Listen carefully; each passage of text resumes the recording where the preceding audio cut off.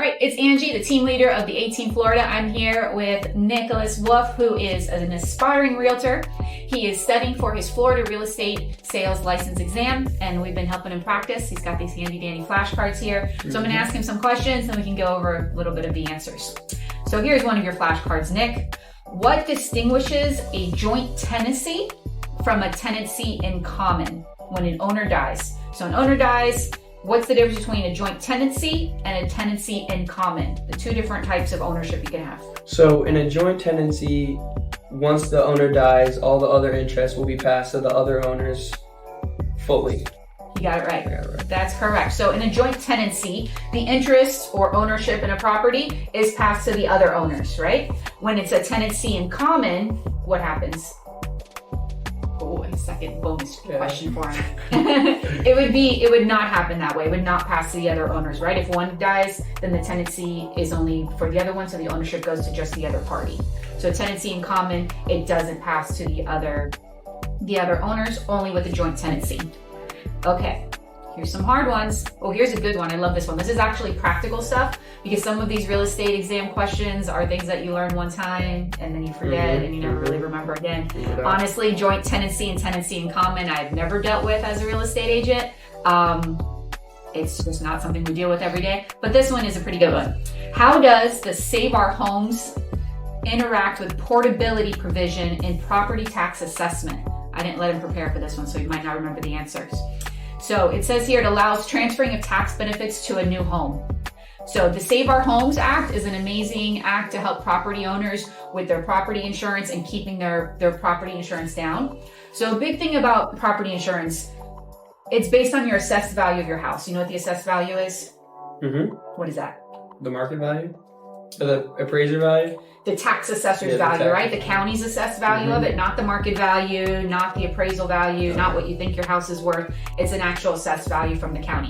So the value of your house changes all the time. And if we don't have the Save Our Homes Act in place, then you could be paying tons of taxes on a property when the market goes up, right? And that wouldn't really be fair. Just because the market's gone up 20% in a couple years, you shouldn't have to pay that much more in taxes. So it's a good protection for Florida homeowners. And then portability is being able to change your taxes from one ownership to the next ownership of houses. So let's say you sell a house and it was $200,000 and your taxes were $2,000 for just a rough number. Then the next house you buy is $300,000. It allows you to port some of those tax savings to your next purchase, so the next tax bill is not so high. So that's what portability is. Portability is taking some of it, porting it over to the next purchase. I see. So it allows the transferring of tax benefits to a new home. What does it allow? Transferring of tax benefits to a new home. Got it. Okay, that's the Save Our Homes and the portability. What are the consequences for an HOA violating the Sunshine Law? So first we got to know what the Sunshine Law is, I think I know this one. Okay.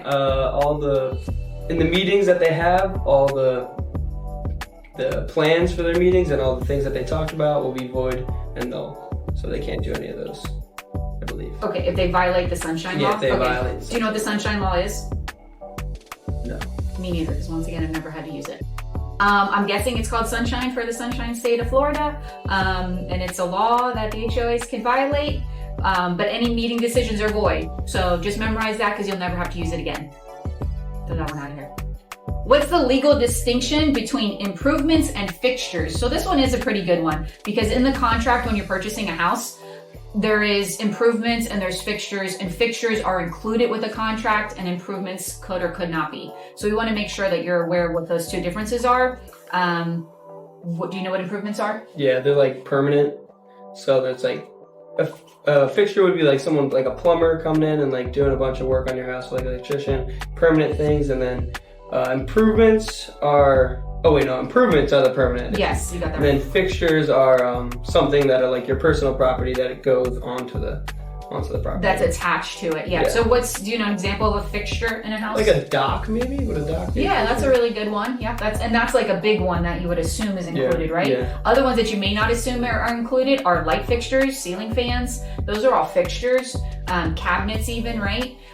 Some things you may or may not assume are included, and they are, and some are not. So you want to make sure you're very clear, especially if it's a purchase contract, on what improvements to the land that have been made, and what fixtures are included in the contract or not, so you don't have an unhappy buyer or seller on closing day.